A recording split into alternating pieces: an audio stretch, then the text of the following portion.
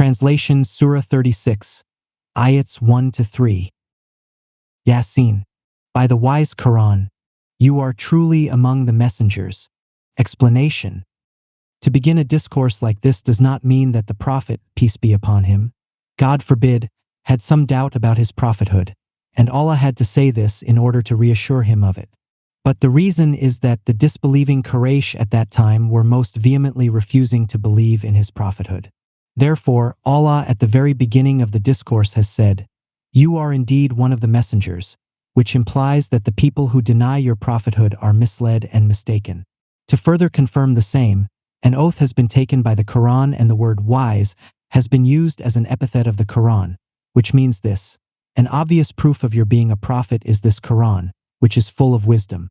This itself testifies that the person who is presenting such wise revelations is most surely a messenger of God. No man has the power to compose such revelations.